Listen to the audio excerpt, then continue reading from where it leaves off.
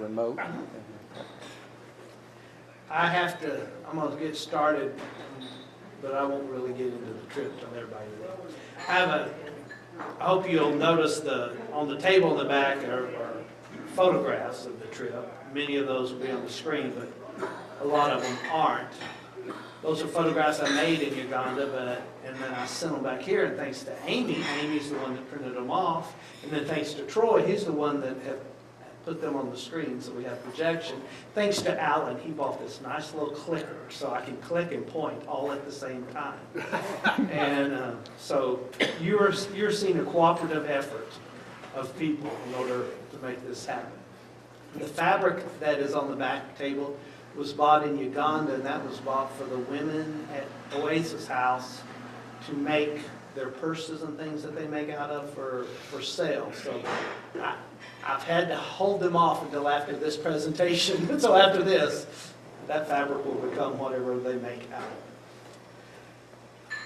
So it was in October that I had an opportunity to go to Uganda. At the beginning of last year, 2014, I didn't plan on going anywhere outside the United States ever again in my whole entire world, and I had let my passport lapse. But Chad Smith with CI Solutions, that's called Continuous Improvement Solutions, called and invited me. I'm on his board for his business. His business goes into corporations and plants, and they kind of do the strategy part for employment and employee issues and re-implementations of things, and strategizing and all. And since he formed that, he called and asked me if I'd be a part of his board. You know what my title is? I'm the CPO. I want y'all to know that. A CPO? I'm the CPO. I'm not a CEO or a CFO, but with CI Solutions, I'm a CPO. I'm afraid to ask what that is. Somebody just guess. Certified preacher. Certified what? Preacher. Certified preacher. Certified praying. I'm the chief prayer officer of CI Solutions. That means I'm the chaplain. And he started out small, but continually he's adding more persons. And so anytime they do anything, I get to be a part of it. Chad was working with a corporation in Tulsa called Air Hygiene. And there he met a man who had gone to Harding University in Searcy. That's in White County, between Cleveland County, Prairie County, that area, central Arkansas.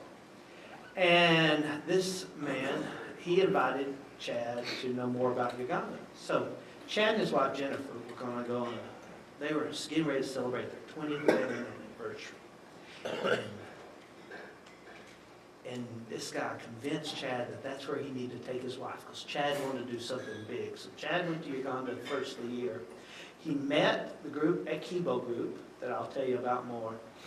And he really felt called by God to go back and implement some of the strategizing that CI Solutions could help with their missions team over there. So by July, that really was perking in his heart, like becoming the president here was perking in Jim's heart. And he called me and said, will you do this? And we're going to go in 2 months. I said, what? Well, I got it all together. My passport arrived the Friday before the Saturday I left. It was delayed in its appearance. I got all my shots, I did everything, and we got ready to go.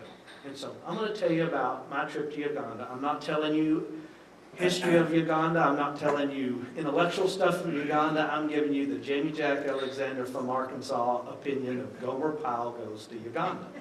And now, what I will tell you about Uganda, I've got a little map here. Alan made. I was working with Kibo Group. I'll explain what that is in a minute. And this is Uganda. You see where Uganda is in Africa. People, as you may have been one, were scared to death I was going to bring back Ebola when I went. But we were safe. We were over here, and Ebola's all the way over on the other side. And we were safe. See, Uganda's totally landlocked, as you see.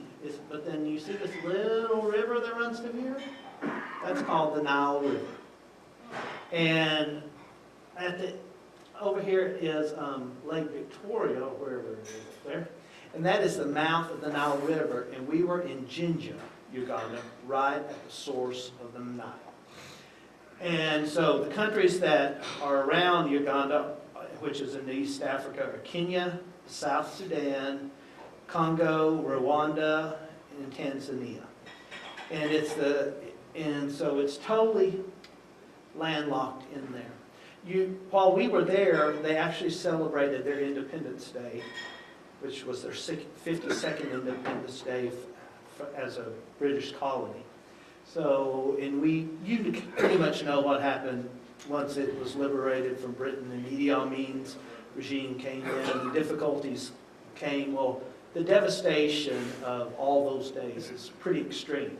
So that poverty is rampant. There's, you have a piece of asphalt here and one over here, but between those two pieces of asphalt, the roads are pretty bad.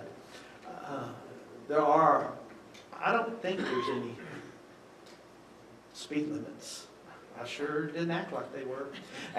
Or any road rules. You just absolutely was berserk. It was berserk. I was in the Dukes of Hazzards on our way back on Friday, I promise you. I was in the back of the bus with my eyes between my legs. But so we left here on a Saturday. Was it a Saturday? I don't remember what day of the week it was. Anyway, but we left here close to the weekend. It was a Saturday. We went to Dallas, flew out of Dallas to London because we were in London on Sunday morning because I felt weird not to be in church. And then we changed planes, we did all the things you do there, and then we caught a plane, and it was 8 more hours to Uganda. So 8 hours from Dallas to London, 8 more hours to Uganda. Now, they were 8 hours ahead of us, so when we arrived there, it was already the next day. And we flew into Entebbe, Uganda. That's where we went. So there you see in Lake Victoria. That's a better picture. So, Kibo Group is an American mission organization that was founded through different persons out of the Church of Christ background, but it's become pretty ecumenical in its outreach. And what they've gone, and they developed in Jinja a strategy for reaching people's lives, whether they're Muslim, Christian, non-religious, or whatever. And the way I likened it, so that you and I can understand it, is they have a organization or outreach for women that is very similar to a home demonstration agent run opportunity for women, and on the other side, a county agent run operation for men. For the women, they do things that will help them in their home life, and sanitation and health care and all that. And for the men, they help them with more economic scales in time. So this is the 4 of the 5 of us that went from here.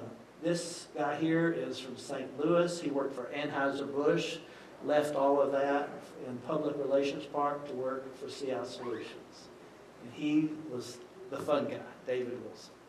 This guy here, his name is Brian Carr. Brian and I are both from North Little Rock. He went to the rival high school, and he's Roman Catholic, and went to Immaculate Conception down the street. And he's Southern Baptist. And this is Chad Smith. And Chad and his wife I've known for 10 to 12 years. They've started worshiping here at the 9:30 service. They sit in this section. They have a little girl. And they had a little boy that passed away in infancy, and I was able to be a part of that process. His name was Matthew. I held him in my hands. He was as big as my hands. And then after that experience, and that was some financially difficult days and all for Chad, and that's it for him to share. They adopted a little boy named Bryson. And so Bryson, this little boy that you'll see here, dark skin and thick black hair. And Chad is the one who invited me to go to Uganda. So, the first place we got when we get there was this place called the Source Cafe in Jinja, Uganda. And that's where Kibo Group is based out of. They have a coffee shop, and they are the ones that brought the whole concept of internet connection to Uganda. And from their capital city, they came there to learn about internet. So it's an internet cafe, it's a gift shop, it's a church, there's classrooms, there's all kinds of things. I brought back all the staff coffee from here. And there's a woman who sits in the back and counts coffee beans all day long and puts them in the sifter. All of that. This is my cousin Alex. Don't ask me to say his other name, because I'm Alexander and he's also Alexander. We're cousins, and we actually now keep up and correspond. And he's one of those that's in the role of a county agent and goes out and works with the man. And he just got married at Christmas time. And so he's just sent me a report last week about his wedding and his wife Marie. This is Lorna. She is, and the reason I took this picture is because of this motorcycle that has this extended seat. It's called a boda. And this is a taxi. They pay what we would consider maybe a quarter, and the women ride side saddle, and off they go on those things. They hold on the other side. Okay, now that is a street in Uganda. See how luscious it is? Clean and all this? That's it. And the woman with the bananas on her head. This is Chad and some of the children at the church that we were at in Uganda. And this is our classroom showing, we broke up in different groups, and this is a group I was in, and we worked with strategy. This is Harriet here, and she is college-educated, single lady with one child, and she reminded me so much of my 7th grade English teacher.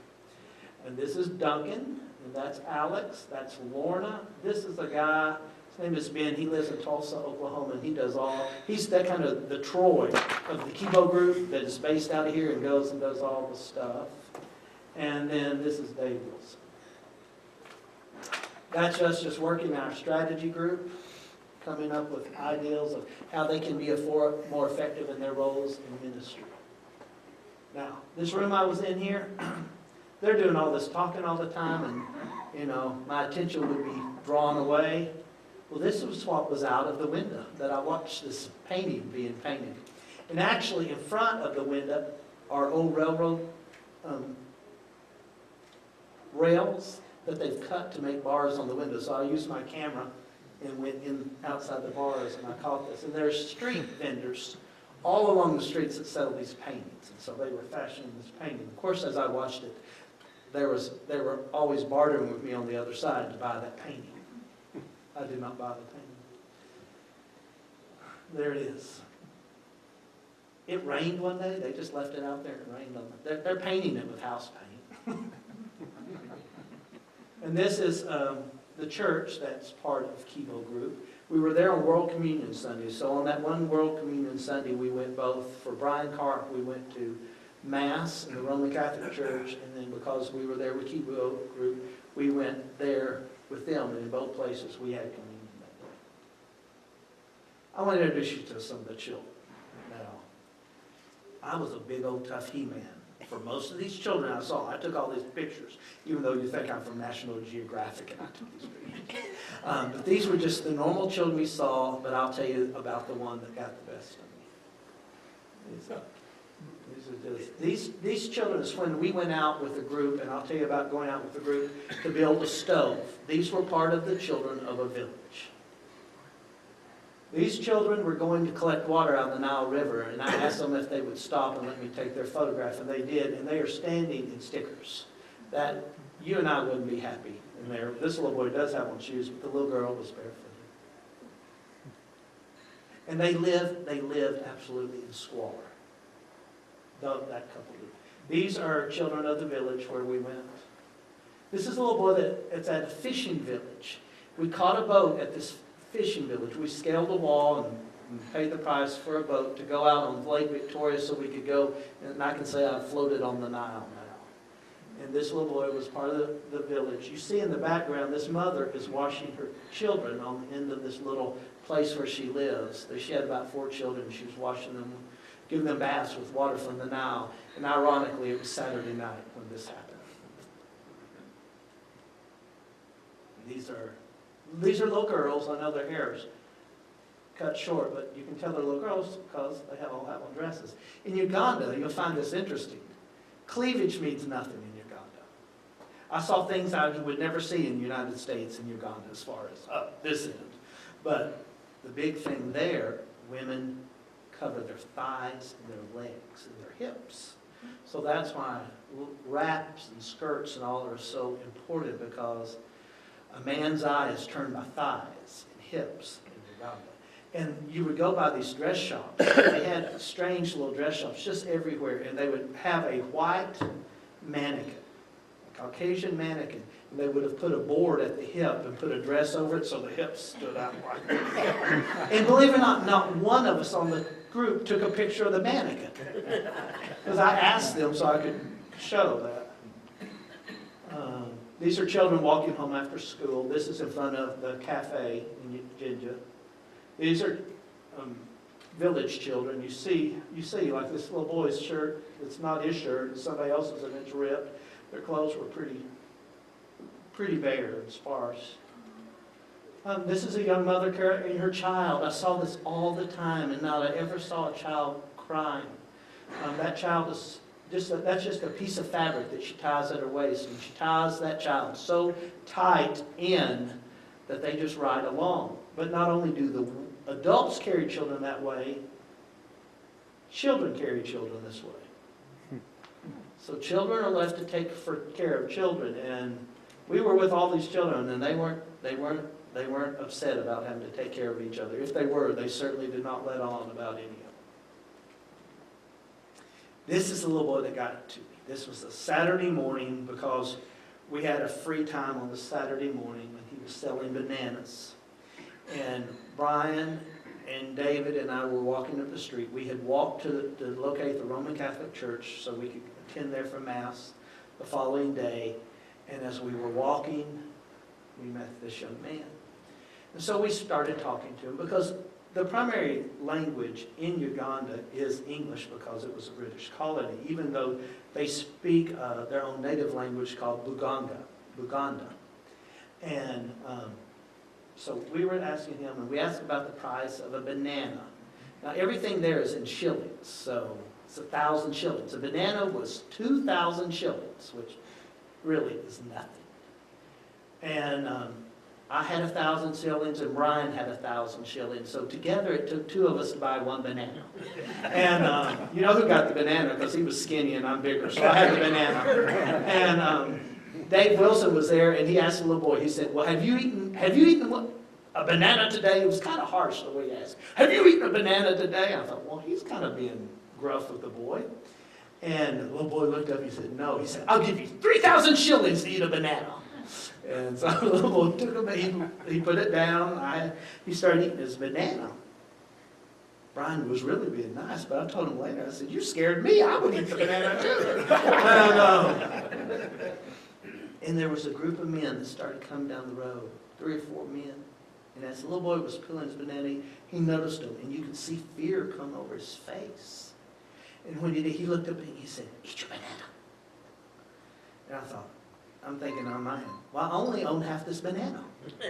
And Brian owns the other half. And so what should a good person do? Here, Brian, eat the banana. And so I handed Brian the banana off, and he started peeling the banana and was eating the banana. And the men went on. But we together talked about and speculated.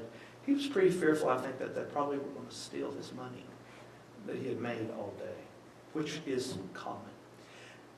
I found it interesting. You could eat the banana, and then you could put the peels back on that little tray. He had a little place where you could get your peel and go away.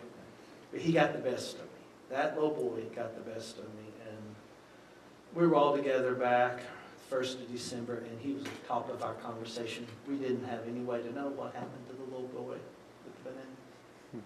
It was interesting to come back and then in December to understand that we were all affected by him, but we didn't talk about it so much then as we did now, these months later. So I'm going to show you scenes of life that I saw while we were in Uganda. That's Lake Victoria.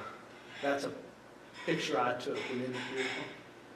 And these are fishermen out at night.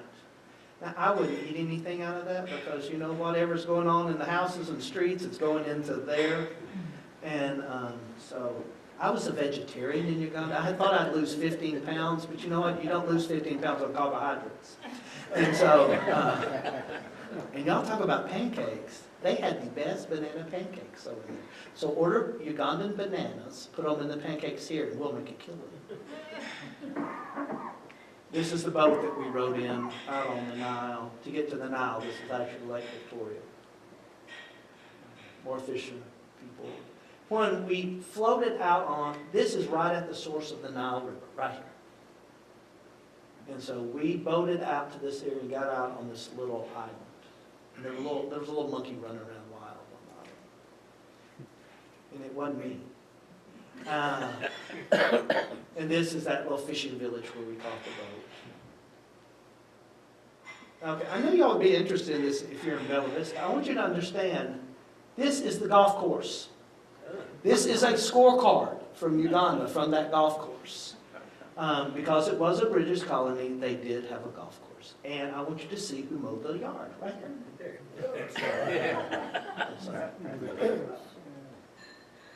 The goats. The goats mow the yard.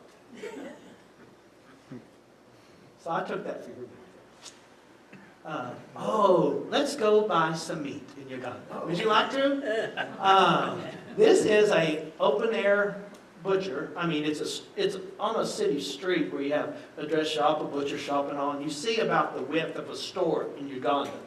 You know, they use treadle sewing machines, and they would have the sewing machines out on the street, and then the garments would be behind them. And so this day, Dave Wilson and I said to ourselves, we've never gone up this way of the Yellow Brick Road. Let's go see what's at the Land of Oz. Because we always went to the same place. And he and I broke out of jail, you know, away from everybody, and we struck out. This is one of the treasures we found, was this beautiful, beautiful turkey hanging up here with the pin feathers. You understand, no refrigeration or anything. Well, we were on the side of the road on one of our trips as we were going to a safari, and we were going through a small village, and they also had a butcher. And I thought, I've got to take a picture of their butcher. So here is their butcher shop in this small town. I want you to see the meat delivery system on the back of this motorcycle. They had 2 slabs of beef, and they were wrapped in banana leaves with strings. And so the guys have taken off one of the slabs, and they're getting ready to hang it up on this rope. And then the other one is still there. Do you understand why I was a vegetarian in Uganda?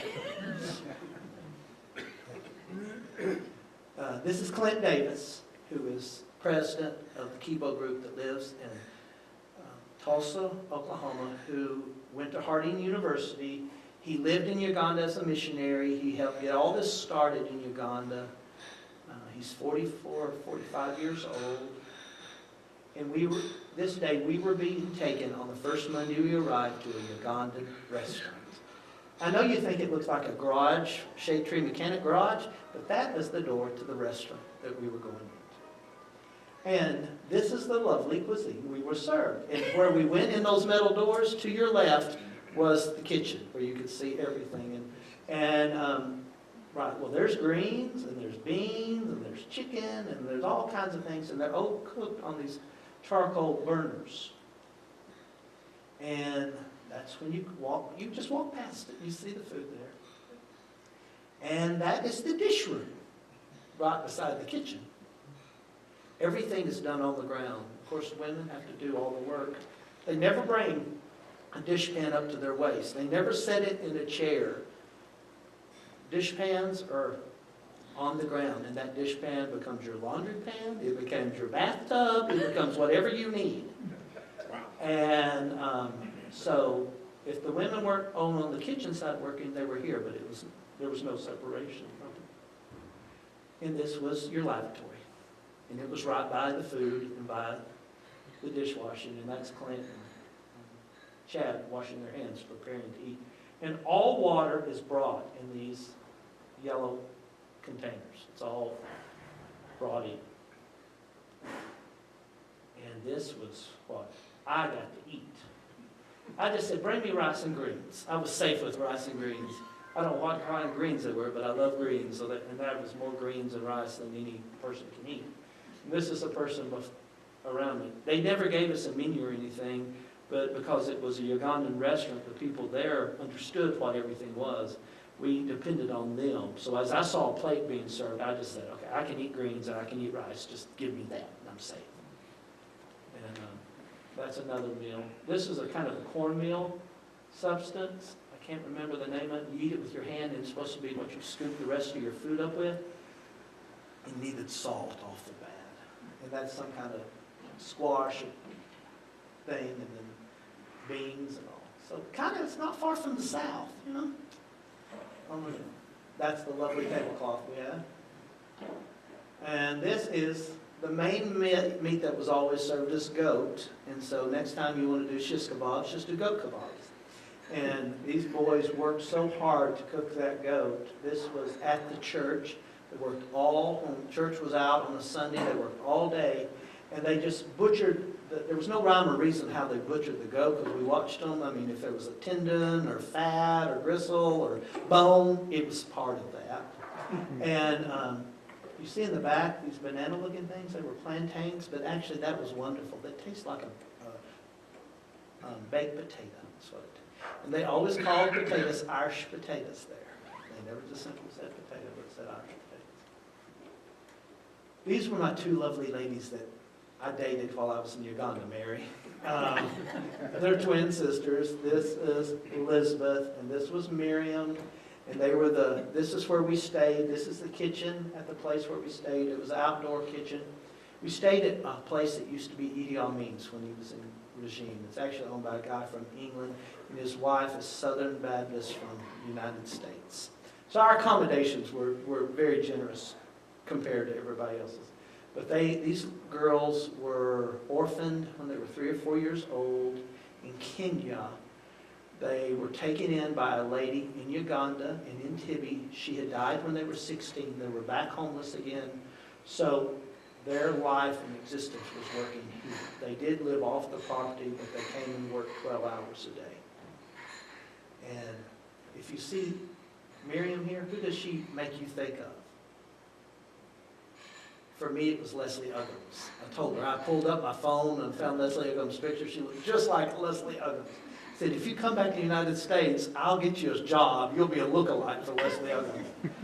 For me, really, they were more like Mary and Martha. This was Martha who did all the work.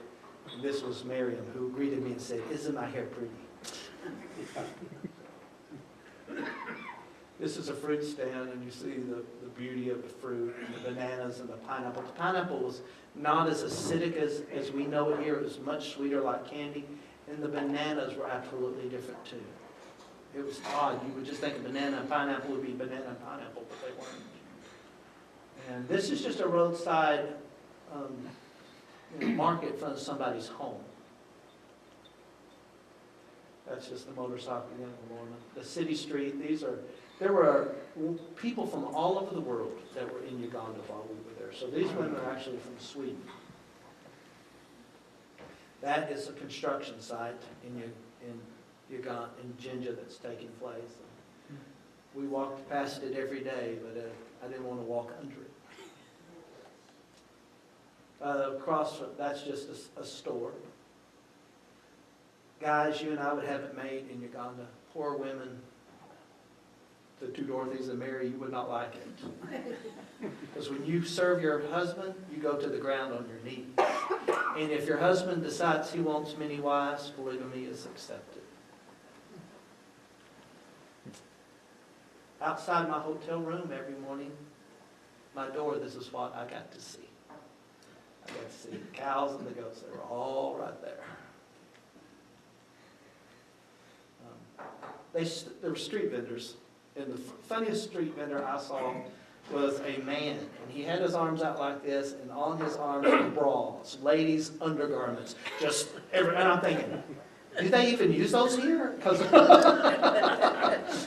they were used. They sold you shoes, used that. I saw one peddler man, I mean, he had dish pans, coffee cups, brushes, toys, everything on his body, and in his hands with strings. He had all these coffee mugs on one string holding with his hands.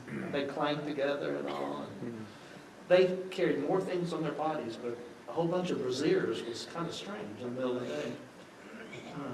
And of course, this is the Catholic church where we went. We went to Mass there, and it was interesting because we went to the English Mass, and I'll tell you about it. It was on a Sunday, and it was raining.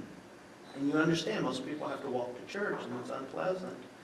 Well, on our way there, because we have a driver, and we're on the way. And Clint says, now, you know, there probably won't be very many people in church today because they have to walk. And when we got there for the second Mass, there's 4 Masses a day. We were at the 8 o'clock Mass, and the first Mass was not over when we got there. So we had to wait outside. And there's 3 double doors on the end of the sanctuary. So we're outside, and they have an awning over there and pews where people wait. And it's raining, so all that rain is coming through that tin. And you have to try to dart the raindrops. And how we expected there not to be anybody there, the church was packed. And so we sat there. I think we didn't want to put our umbrellas up because we thought that wasn't kind. So we just kind of got wet, just waiting to go in church. And then all those people filed out, and we filed in, and the church filled up. And once again, under the awning, it was packed. And we were there for the English-speaking Mass, which meant a guy from India who could barely speak English was part of the Mass and did the homily, which none of us understood. Well, one of the Ugandan deacons of that church got up and he made the statement, I know none of you know what he's just said. And he wrapped it up in the most humorous way in 10 minutes at the end of the service. So if anybody ever wants to do that for me, I would appreciate it. And also along the way, if you would play the organ, and no matter what we sing or did, it would go boo-boo, boo-boo, boo-boo. And then it would go, because the power would go off, and then suddenly it would go boo-boo, boo-boo, boo-boo. But no matter what they sang, that was always the sound of the organ. And so this is just where I am in a pew, and people are ahead of me, and you see we're practicing Holy Communion, and the Father's holding up the chalice here. And so what did I do when I was there on one day? One day, I was on a team that went out with Harriet because she would go out and work with women.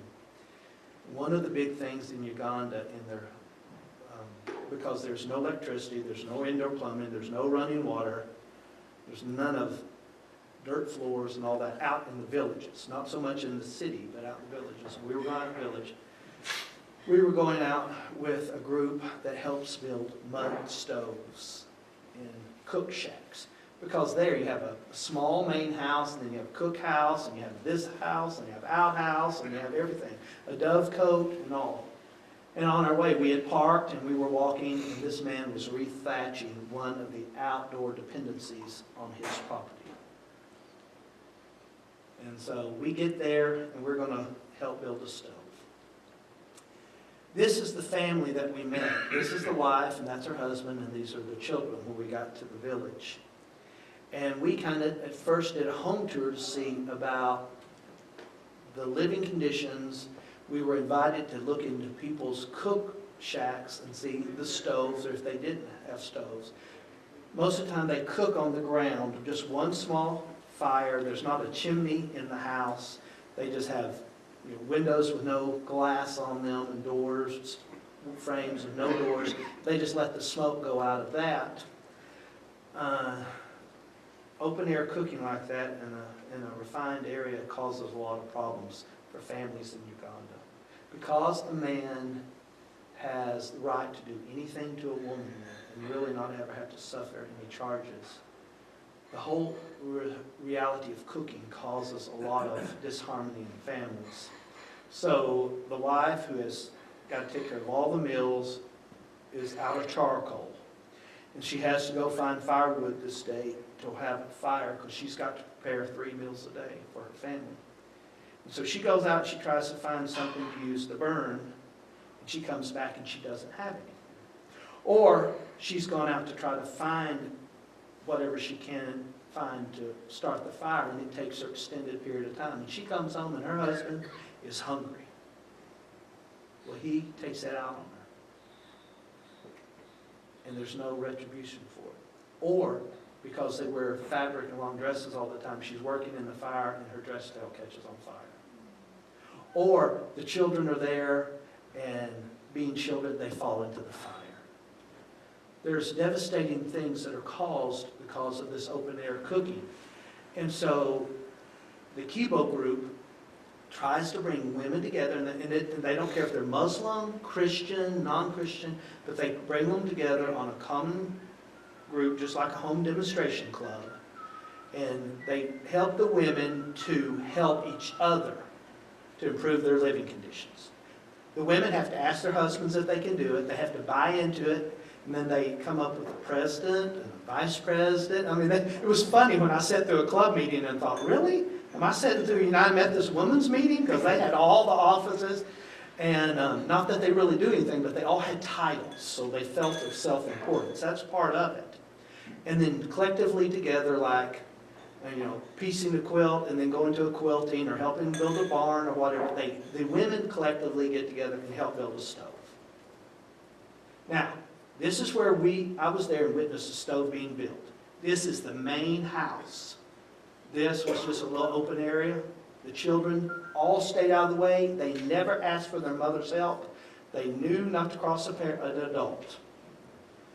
This was another house where this is the main house. You see, there's no glass and there's no door.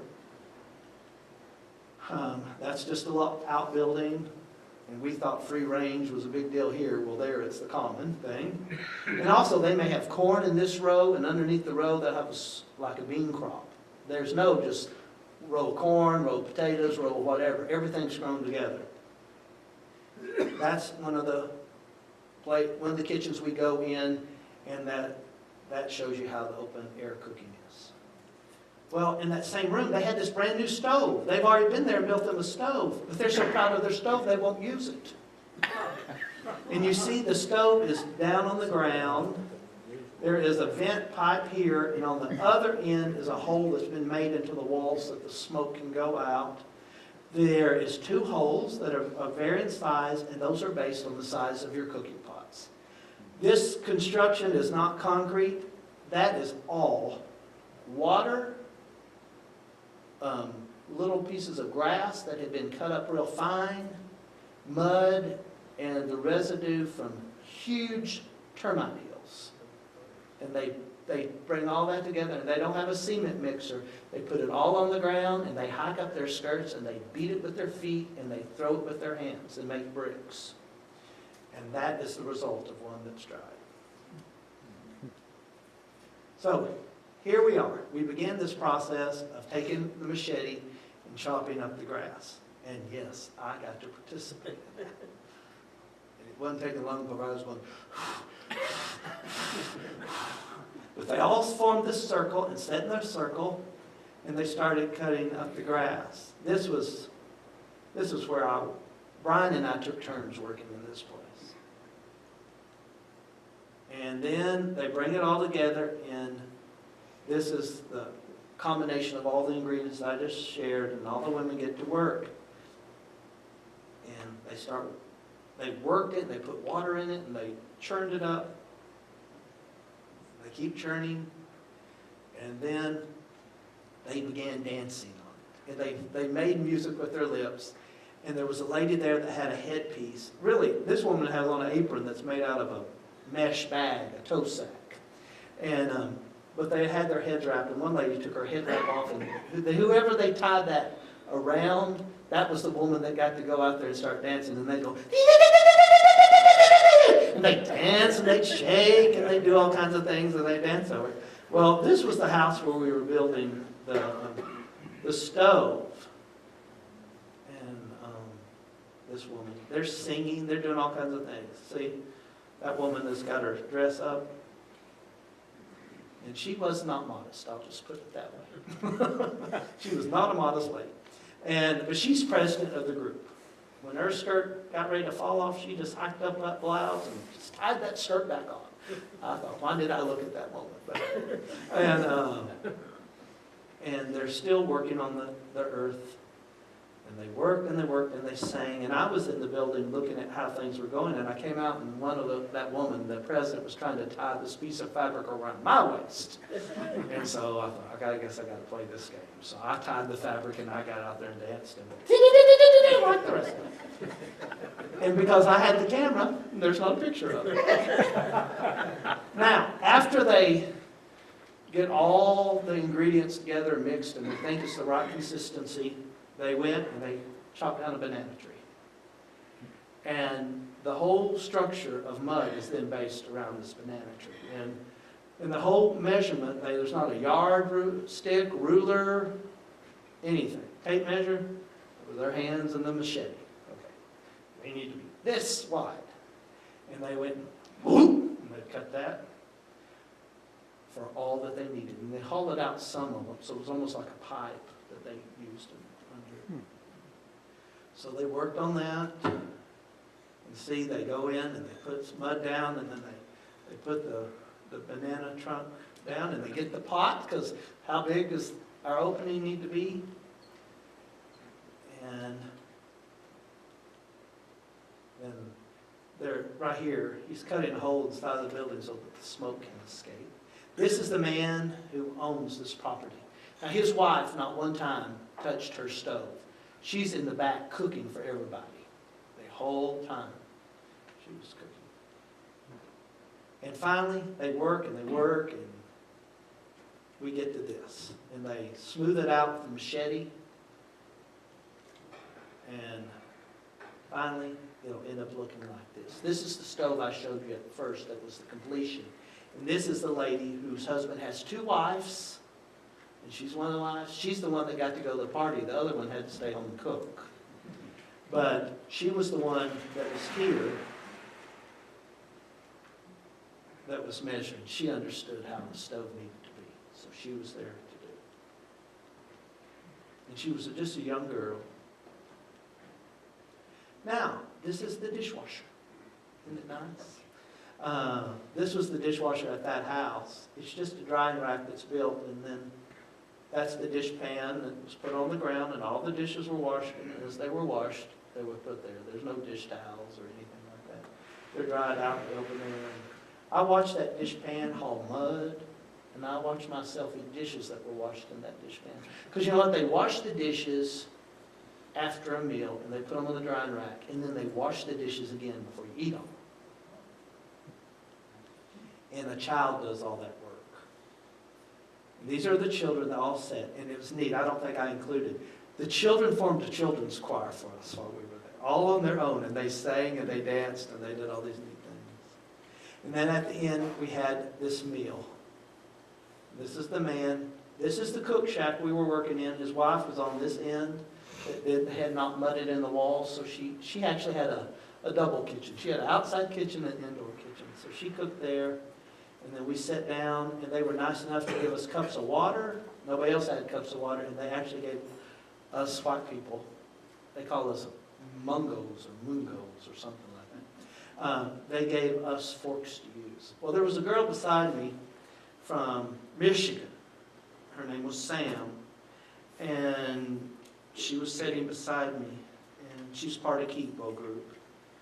She does accounting for them in the United States. And so as she was saying, before the food came, she said, "I can't eat this. I can't." Oh, she built herself on a big, nervous bitch. And I'm having to listen to it, and I said, "You're going to have to eat it. You can do it." And at the same time, I'm thinking, "You're going to have to eat it, Jaimie. If you can do it." But I couldn't let her know. I really felt just the same way she did, but I couldn't let on, you know. And I was no glad when they brought out a vegetarian meal. The woman, and this woman who cooked all day, she had this huge plate of rice that still had rice hulls in it. It was crunchy. And then in this pot here was kind of like a broth that she had taken bell peppers and created a vegetable broth and cut the bell peppers, but it was some different kind of pepper. And that's what our meal was. And I thought, this is easy. No goat. And so we had it. See, the women sat over here and ate. And then they had their clothes. And these were all the children were there. And this little girl in the yellow dress is the one that washed all our dishes, and she was the ringleader. I mean, she was the Gladys Knight, and the rest of them were all the pips. And they did it. Oh, and that is Samantha back there who said, "I cannot eat this. I cannot eat this." And she did it. So that was what we did at the first. We went to a village. We saw all of what was going on. Then we spent time with the teams, which I had shown you the pictures at the first. And then at the end, we got to go see the Ugandan wildlife. It was a 7-hour trip to see them. And imagine you had just taken a ride down of a dry riverbed for 7 hours, right in the back of a bus. And that's how comfortable the trip was. We saw hippopotamuses, and this is in the Nile River. That's a rhino. We saw, believe it or not, rhinos are now extinct in Uganda because poachers killed them all. So there is a reservoir to build them back up there. They would have 15, and they're going for 20. Their first two rhinoceroses that came back to them, one was from one was from Kenya, and the other was from the United States of America, from Disney. And so you had a Kenyan daddy and you had an American mother who got together and had a baby. And guess what they named the first baby? Obama. And so, actually, the reason I didn't use a lens or anything. I'm not that close because they allowed us to get that close to the run. They sleep during the day, so they're asleep, and we don't have to be fearful. If they would have been awake, I wouldn't have been anywhere near this. This is in the wildlife safari, just a monkey that's running wild. I got real excited about the first giraffe I saw, about the 943rd giraffe I saw. I thought, oh, that's like seeing a fly. It's no big deal. We saw so many giraffes. What is that called? Wildebeest. There was a different name for that they had. They were also plentiful. This is by where we were staying. They just came out one day, the boar hogs, monkeys. Okay, here's when I became a white boy from the United States of America with brand new tennis shoes that had to get me home. Our driver, who was amazing, he decides that we went on a day safari, we're going to go on a night safari, and then the next morning we're going to go on early morning safari, then we're going to drive to the airport, we're going to fly home. So this is the night. And this was literally like, we're just going to go out and see the sunset over the Nile, and we're going to go back and have supper. Nobody takes anything, because this is Gilligan's Island 3-hour tour where you don't go prepared. And so we drive and we drive and we drive and drive, and suddenly he sees this road. You see how wonderful this road is? And he thinks, can we do this? And he guns it, and we go whoop down the mud. This is the driver here. And he worked so hard. We don't have a shovel, we don't have anything, we have a jack. And you got a bunch of white boys that don't know how to do anything. And you got me who said, I cannot get my shoes dirty. I got to get back home. Because I was already down a pair of shoes. And this is the guy who is over Kibo Group. His name is Henry. He went to school in Michigan. He's from Kenya. And now he's gone back. Anyway, so we're trying to figure out how to get this out. And it's getting dark. I want you to understand. It's getting dark. So we're working on that. And that is a python. It was 4 foot long that was there. And what happened is, I'm saying, can't we just call the lodge? Doesn't it make sense? I don't care if this van stays here. Just get me back to the lodge. It's getting dark. And the driver had called the park ranger. And he said, they're going to come help us. They'll walk here and help us. I'm like, walk? It's dark. That's a lion that we saw. And it was this dark. And I said, oh. And, well, finally 3 guards come, and they all have AK-47s. And one that's plainclothes, off-duty guard comes, and he has a shovel and a hoe. And I thought, really? We're going to get out here on a shovel and hoe? Well, I want you to know, I'm standing here because we got out of that place with a shovel because the hoe broke. And when we went a little further, there was a big elephant there. And his ears were going crazy. And then we saw the python, and then we saw the lion. And me and Brian are in the back, the 2 boys from North Little Rock, and we're saying, get us home, get us home. And when we got home, we said, we're not going out again in the morning. And none of us went out. And the next day, we flew home. And we went back to the capital city at 5 o'clock on a Friday afternoon. And if you think traffic is bad anywhere in the United States at 5 o'clock on a Friday afternoon, there is nothing like being in Tibi, Uganda, where there are no road rules, there's no speed limits, and everybody's going to try to go a different direction at the same time. And that means you create your own lanes, and you've got motorcycles and cars all at the same time. It was beyond, it was 7 hours of that to get to the airport. When we finally got to the airport, the Muslims in Uganda were at the airport. You've never seen so many people at an airport. They were camped out alongside the roads. They were there because some of their holy big people in Uganda that are Muslims had been to Mecca, and they were coming back that night, and they were all there to see it. I was so happy to finally get to London. And so we got to London, and I had noticed this American couple that we went through so much security. As far as Ebola, people ask me about Ebola. The only place we got checked for Ebola was when we went into Uganda. They wouldn't let us in. They took our temperature. They did all this stuff, and we had to pass. And when we were in London, they didn't check, but we went through security 4 different times before we got back to the United States. And I noticed this American couple, they were really getting searched a lot. And I went past them, and the other guys I were with, they all got hemmed up. And this time I was able to go through free. So I had come through, and I was just sitting, waiting on everybody. And I noticed the couple had problems with security were coming my way, and they were with a person that had on a teal shirt. But it was a very noticeable teal shirt.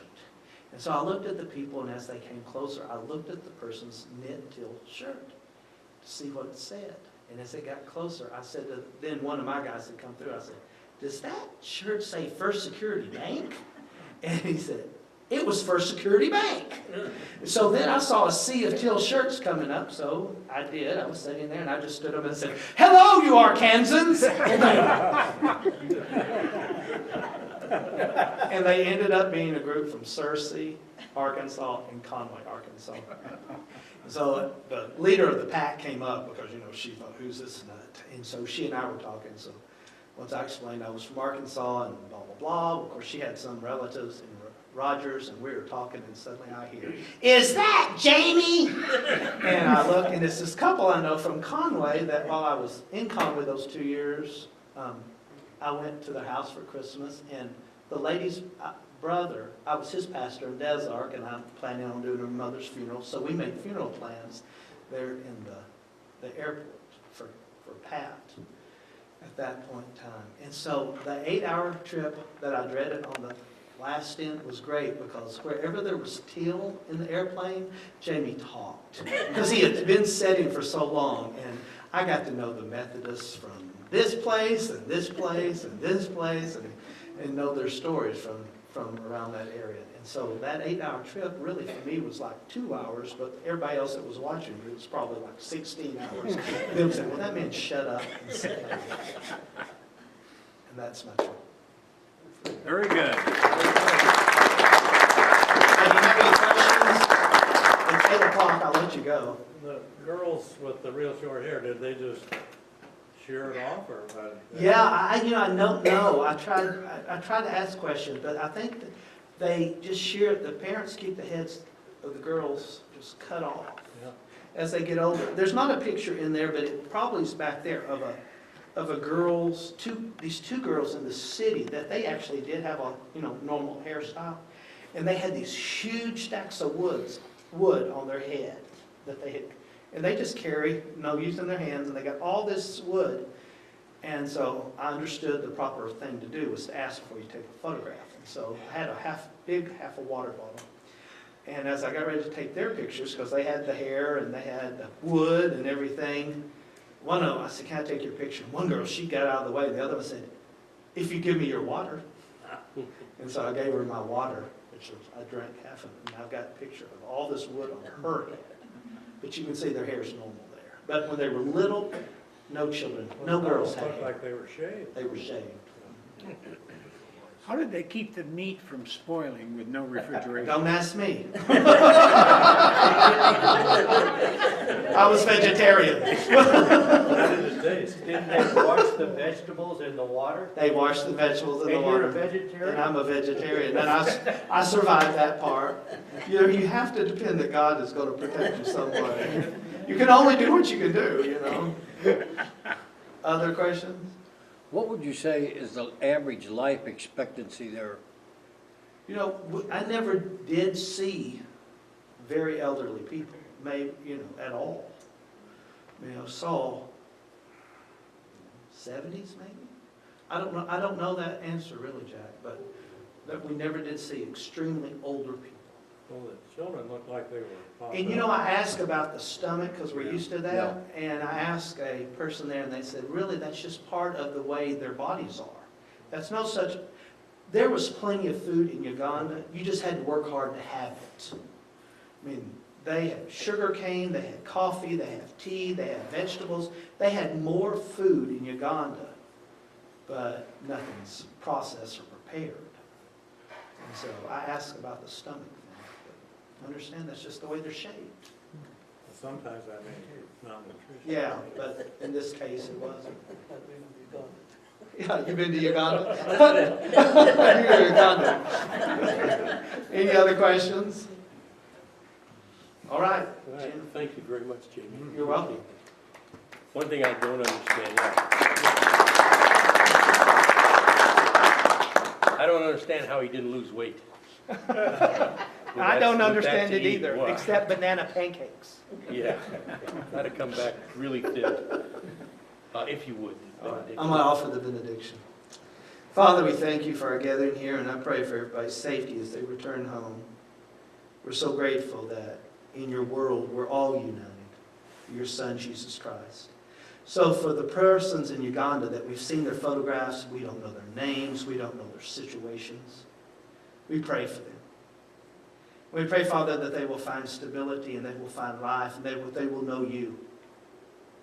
And that life will be so much better through the efforts of Kibo Ministry and the Kibo Group. Father, thank you for what you're allowing us to know and be a part of, because there are those that care about others. Father, we give you praise and we give you thanks. It's in the wonderful name of your Son, our Lord and our Savior, Jesus Christ, we pray. And together we say.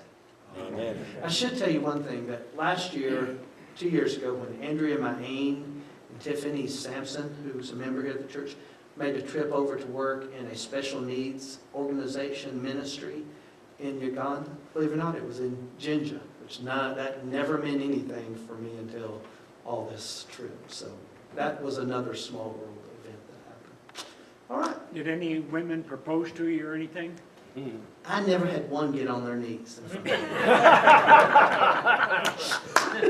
me. But I watched them get on the knees in front of other people. Thank you very much. Drive carefully. Appreciate it.